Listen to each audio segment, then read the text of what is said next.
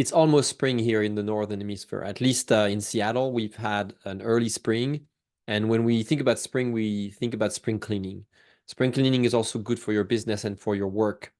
In fact, if you look at your productivity, one of the things that we always want to do with productivity is that we want to increase capacity, but there is more potential in increasing your productivity if you facilitate the flow, facilitate anything that gets in your way. So once in a while, do some cleaning. You don't have to wait for spring. In fact, you should probably declutter your work, your workspace, your computer, and digital life almost every day, at least once a week, maybe once a month. But it is important to build the habit of smoothing out the road to engaging into your tasks, accessing your information, and building an environment that feels understandable and manageable, that doesn't create more overwhelm than necessary.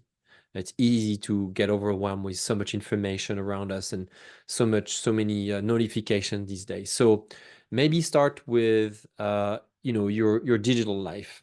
Your digital life, because it is what we work with most of the time here in our business.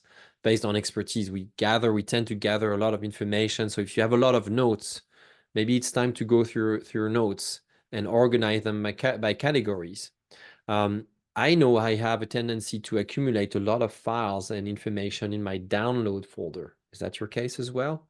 I also, so it might be a good place for you to look at your download folder. I also have a bad habit of keeping so many tabs in my browser open because I want to save things to read for later. But I know that if I have not used that information, maybe I will never get to it. Maybe I will never need it. And the fact that it's open here on my computer actually uses resources from my computer. The microprocessor is complete, and the cards are constantly updating that information that I don't need. So it's time for me to say goodbye. One of the approaches that I have actually implemented in my business is the approach of Marie Kondo. Marie Kondo has written a book that I have here on my desk that I like to have around me because it brings good energy. The life-changing magic of tidying up.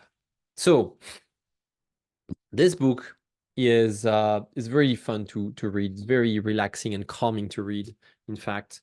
And I recommend that you take a peek or look up Marie Kondo. Her approach on tidying up is pretty simple, but also pretty radical. If you feel like you're not using a piece of cloth or a book or material element or a piece of information, maybe it means that it's time to say goodbye to it and thank and be grateful and thank this piece for coming to your life and saying goodbyes to this piece.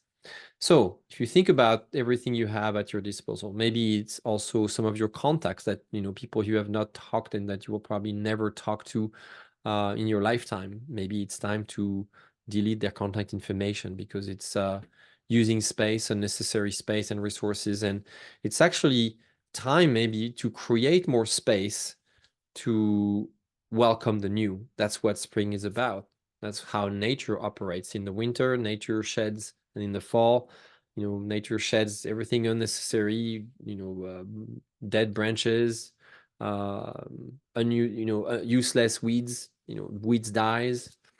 A lot of the nature has the cycle, this capacity to just let go of the unnecessary to make room for the new.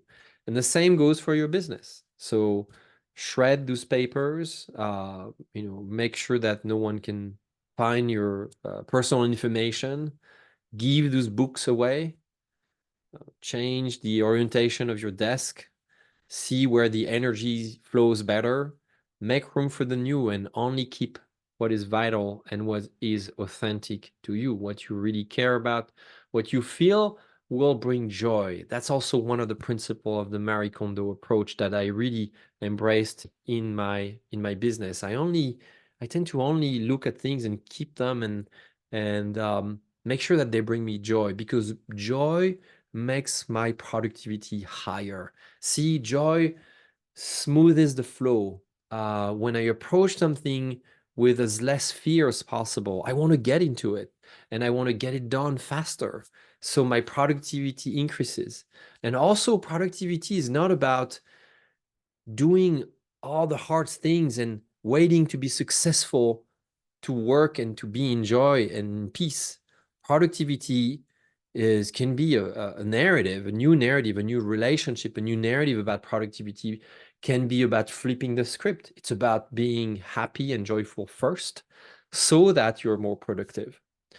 So all of these are great reasons to clean and declutter and get rid of the unnecessary and make room in your life, in your work, so that you increase your productivity.